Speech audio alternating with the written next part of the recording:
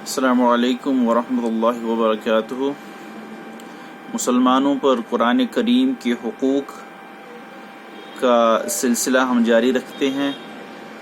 اور اس میں ہم یاد دہانی کے لیے کہہ دوں کہ اس میں ہم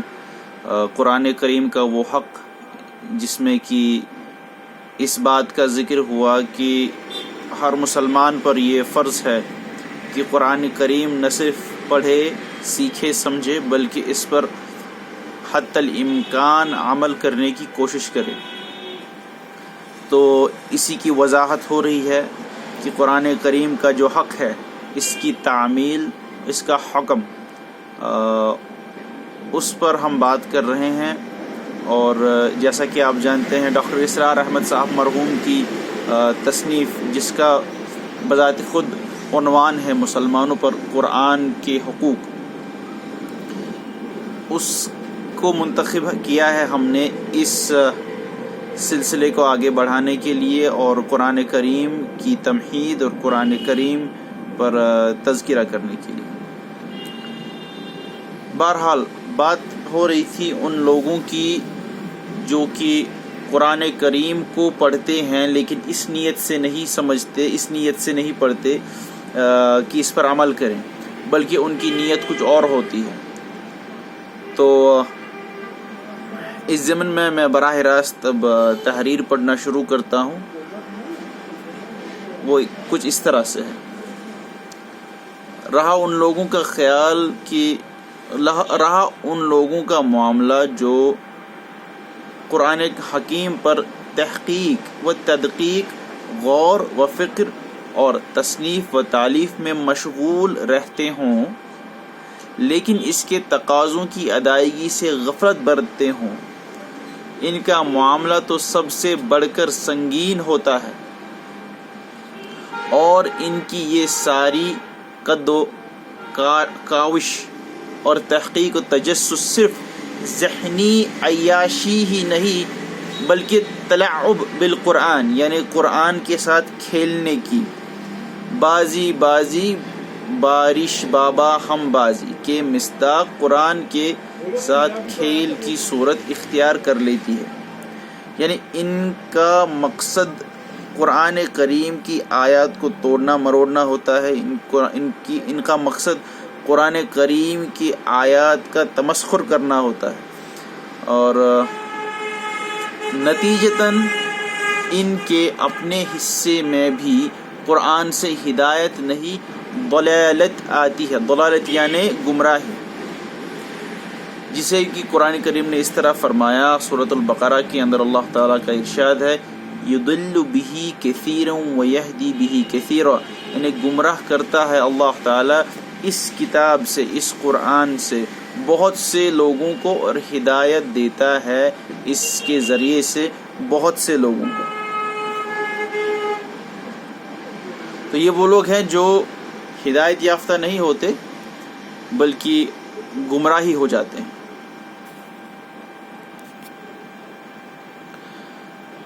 اور خلق خدا کے لیے بھی یہ طرح طرح کے فتنوں کا باعث اور نت نئی گمراہیوں اور ضلالتوں کا سبب بنتے ہیں،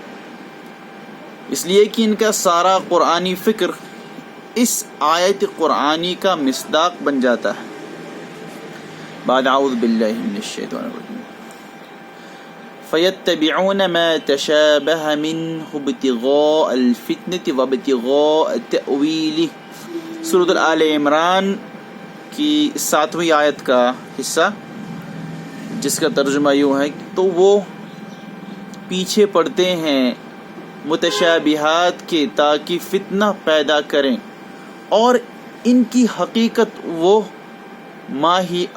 و ماہیت معلوم کریں۔ یعنی آیات قرآنی کو یہ ٹٹولتے ہیں تاکہ لوگوں کے لیے فتنہ پیدا کریں، لوگوں کے لیے کنفیوژن پیدا کریں، لوگوں کے لیے اس طریقے کے حالات پیدا کریں کہ وہ قرآن کریم سے ناآشنائی اختیار کریں۔ بہرحال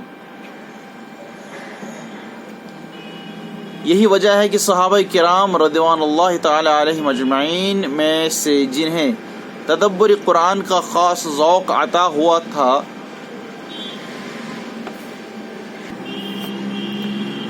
اور جو کئی برس ایک ایک صورت پر غور و فکر و تدبر و تفہم میں صرف کر دیتے تھے، ان کے بارے میں یہ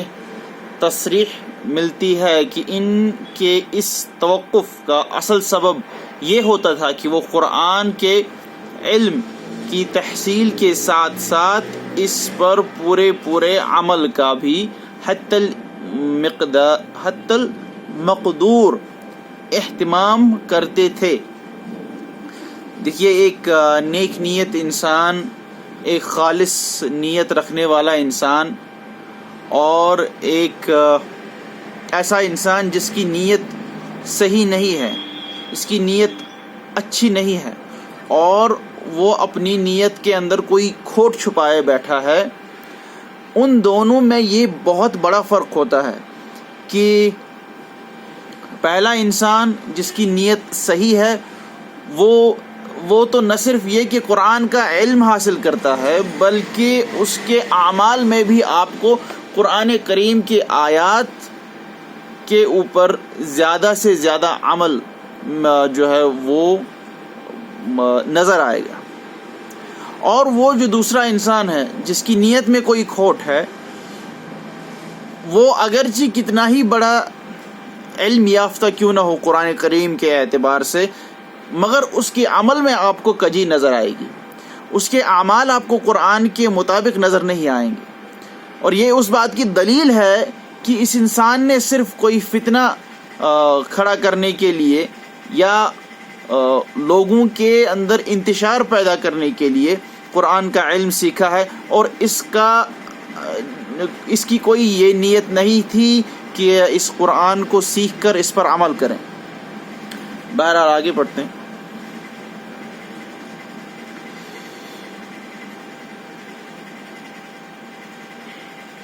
اور اس وقت تک آگے نہیں بڑھتے تھے جب تک انہیں یہ اطمینان نہیں ہو جاتا تھا کہ جتنا کچھ انہوں نے سیکھا اور پڑھا ہے اس پر عمل کی توفیق بھی انہیں حاصل ہو گئی ہے۔ تو صحابہ کرام رضی اللہ تعالی عنہم اجمعین کی یہ خصوصیت تھی کہ وہ قرآن کریم کو پڑھتے، اس پر تدبر و تفکر کرتے، ایک ایک آیت پر شدت سے غور کرتے، اس نیت سے کہ اس پر عمل بھی کریں، اور تب تک اس آیت پر غور کرتے رہتے، تب تک اس آیت پر یا اس قرآن کے اس حصے پر تدبر و تفکر کرتے رہتے، جب تک کہ انہیں یہ یقین یا اطمینان نہ حاصل ہو جائے کہ انہوں نے اس آیت کا عملی حق ادا کر دیا ہے، یا پھر یہ کہ انہیں اس آیت پر عمل کرنے کی اللہ نے توفیق دے دی ہے، تب جا کے وہ آگے بڑھتے تھے۔ تو اس سے معلوم ہوا کہ ہمیں بھی ایسا ہی کرنا چاہیے، ہمیں قرآن کو درجہ بدرجہ پڑھنا چاہیے اور پڑھ کر اس پر عمل کرنی چاہیے، اور جتنا ہو سکے ایک مخصوص حصے پر غور و فکر کے ساتھ تدبر و تفکر کرنا چاہیے، جب تک کہ ہمیں اس پر پوری طرح سے عمل کرنے کی صلاحیت اور عمل کرنے کی توفیق حاصل نہ ہو۔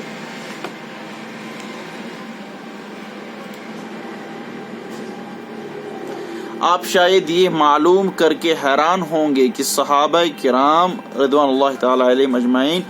قرآن کی کسی صورت یا اس کے کسی حصے کے حفظ کا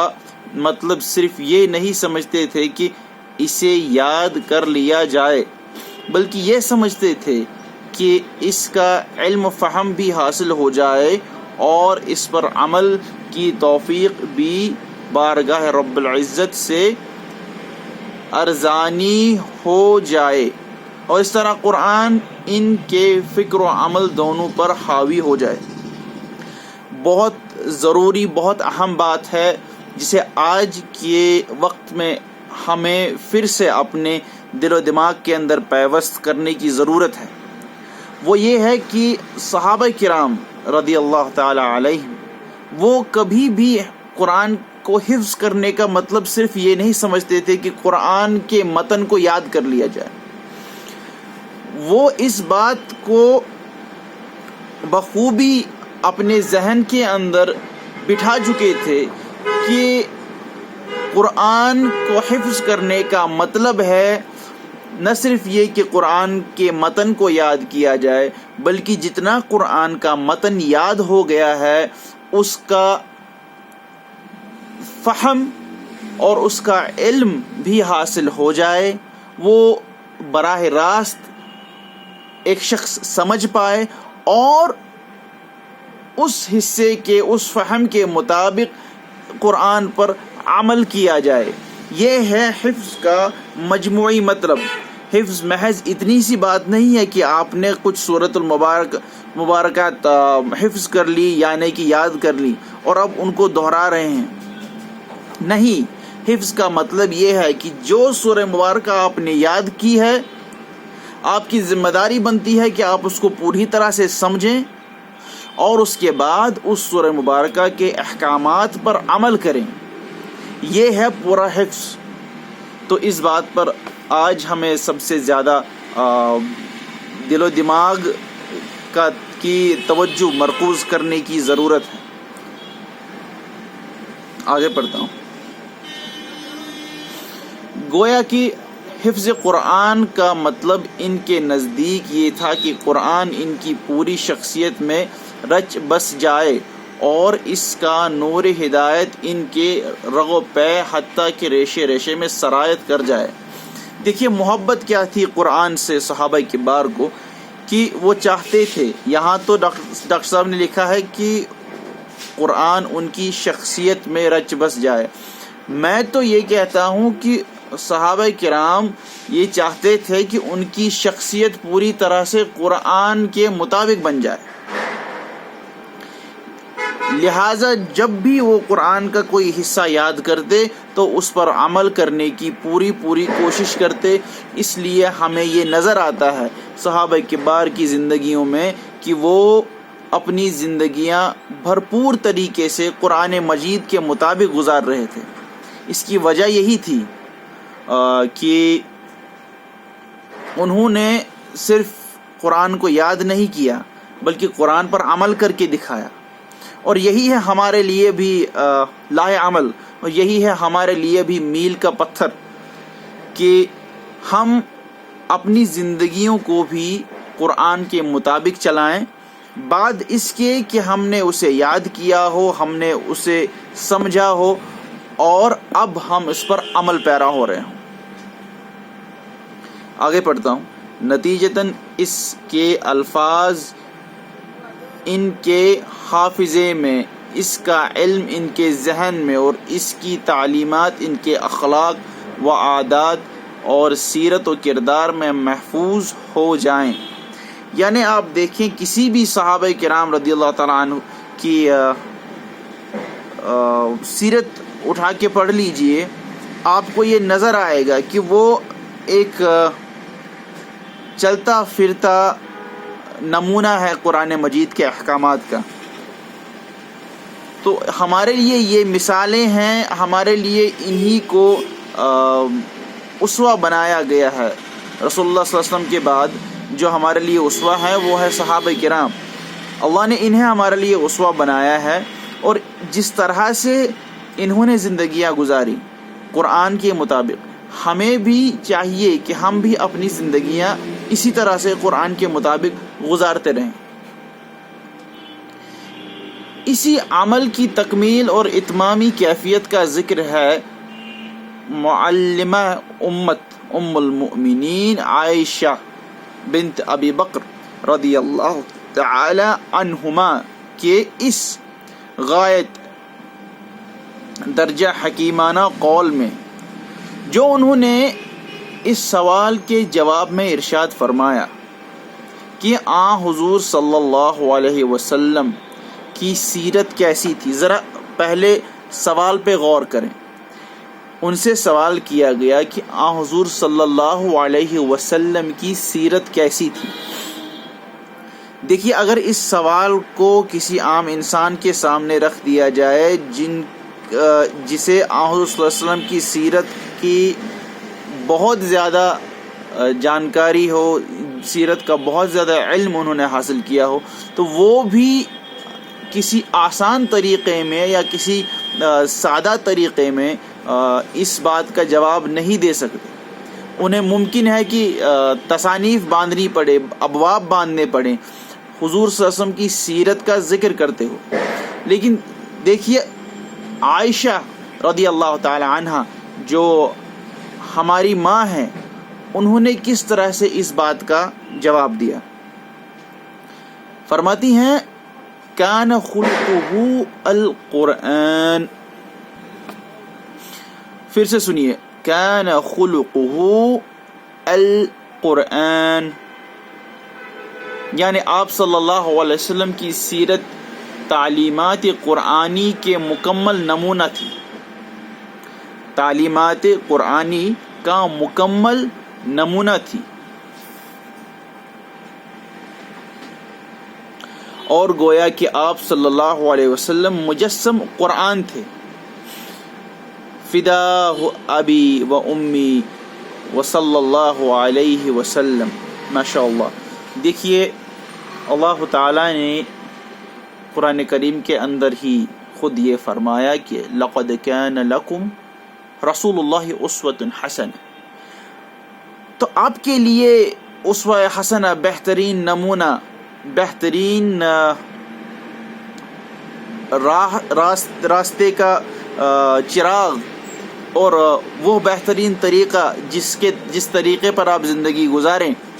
وہ حضور علیہ الصلوۃ والسلام کی شخصیت میں دے رکھا ہے ہم نے. یہ اللہ کا فرمان ہے قرآن کریم میں. لہٰذا جو مسلمان اپنی زندگی اسلام کے مطابق ڈھالنا چاہے، اس کے لیے یہ لازم ہے کہ حضور علیہ الصلوۃ والسلام کے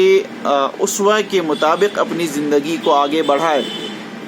لہٰذا جب یہ فرمایا کہ کان خلقہ القرآن، اس کا مطلب یہ ہے کہ اللہ کے رسول صلی اللہ علیہ وسلم کا اخلاق، ان کی شخصیت، ان کا کردار اور ان کی زندگی کا لمحہ لمحہ قرآن کے عین مطابق تھا. لہٰذا ہمارے لیے یہ سنت ہے کہ ہم بھی حضور علیہ الصلوۃ والسلام کی امتی ہونے کی حیثیت سے اپنے آپ کو، اپنی شخصیت کو، اپنے کردار کو، اپنے پورے زندگی کے لمحات کو عین مطابق قرآن ڈھالنے کی کوشش کریں. آگے پڑھتا ہوں. غرض یہ کہ قرآن سے استفادے کی صحیح صورت صرف یہ ہے کہ اس کا جتنا علم و فہم انسان کو حاصل ہو، اسے وہ ساتھ کے ساتھ اپنے اعمال و افعال، عادات و اطوار اور سیرت و کردار کا جزو بناتا چلا جائے. دیکھیے یہ ضروری نہیں کہ آپ کو پورا قرآن یاد ہو، یہ ضروری نہیں کہ آپ کو قرآن کا مکمل علم حاصل ہو، یہ ضروری نہیں کہ آپ کو قرآن کا مکمل فہم حاصل ہو، لیکن ضروری یہ ہے کہ جتنا بھی فہم آپ کو حاصل ہوا ہے، جتنا بھی علم آپ کو حاصل ہوا ہے، جتنا بھی آپ اس قرآن کریم کو سمجھنے میں کامیاب ہوئے ہیں، اتنا عمل آپ نے کیا ہے یا نہیں، یہ ہے ضروری بات. تو فائدہ قرآن کریم کا ایک مسلمان کو تبھی حاصل ہوتا ہے جب کہ وہ اسے سمجھ کر اس پر عمل پیرا ہو جائے. آگے، اور اس طرح قرآن مجید مسلسل اس کے خلق میں سرایت کرتا چلا جائے. ایک مسلمان کی یہ خوبی ہونی چاہیے، ایک مسلمان کی یہ پہچان ہونی چاہیے کہ جب وہ بات کرے، جب وہ کوئی عمل کرے، جب وہ کسی کے ساتھ کوئی معاملہ کرے، تو ایسا لگے کہ یہ تو ایک چلتا پھرتا قرآن بات کر رہا ہے، چلتا پھرتا قرآن یہ معاملہ کر رہا ہے، یہ چلتا پھرتا قرآن ہے جو تجارت کر رہا ہے. اور بصورت دیگر اس کا خدشہ ہے کہ نبی علیہ السلام کے اس قول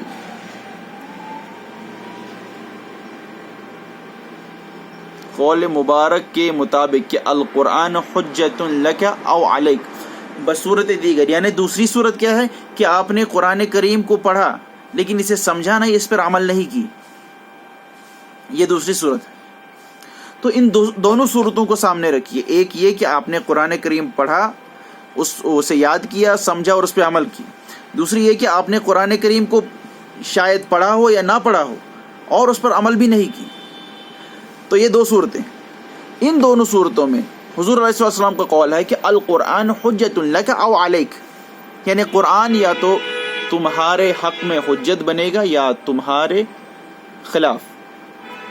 کیا مطلب ہے؟ مطلب ہے کہ جس نے قرآن پر عمل کیا, جس نے قرآن کو سمجھا, سیکھا, سکھایا اور قرآن کو اپنی زندگی کا امام بنایا, یہ قرآن اس کے حق میں گواہی دے گا, یہ قرآن اس کے حق میں حجت بنے گا, یہ قرآن اس کے حق میں کھڑا ہوگا اللہ کے دربار میں اور اس کے لیے سفارش کرے گا. اور یہی قرآن اس انسان کے لیے جس نے اسے نیگلیکٹ کیا, جس نے اسے نظر انداز کیا, جس نے اس کی توہین کی, جس نے اس کی تحقیر کی, اس کے خلاف کھڑا ہوگا, اس کے خلاف مقدمہ دائر کرے گا اللہ کے ہاں. اور یہ بہت ہی بڑی غضبناک صورتحال اس انسان کے لیے ہونی چاہیے.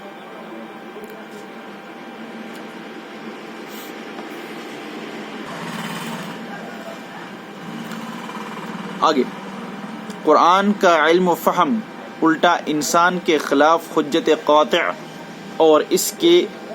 بد عملی پر سزا و عقوبت کی شدت میں اضافے کا سبب بن جائے. تو یہ الفاظ یاد رکھنے کے لائق ہیں کہ کہیں ایسا نہ ہو کہ ہم تو ثواب کی نیت سے قرآن پڑھ رہے تھے اور پڑھتے رہے تھے, لیکن ہوا یہ کہ اسی قرآن نے ہمارے خلاف مقدمہ دائر کر دیا اور ہمیں اللہ کی سزا اور اللہ کے غضب میں گرفتار کروا دیا, اس وجہ سے کہ ہم نے اس قرآن کا حق ادا نہیں کیا. لہٰذا ہمیں چاہیے کہ ہم نہ صرف یہ کہ قرآن کو پڑھیں اور سمجھیں, بلکہ حتی الامکان اس پر عمل کریں اور اپنی زندگیوں کو قرآن کے مطابق ڈھالنے کی آج سے ہی کوشش کرتے رہیں.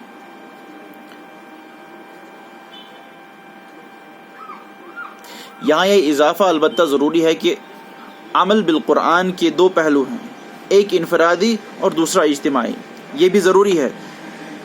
ایک کہ اپنی خود کی زندگی آپ قرآن کے مطابق چلائیں, دوسرا یہ کہ معاشرہ پورا قرآن کے حساب سے چلنا چاہیے,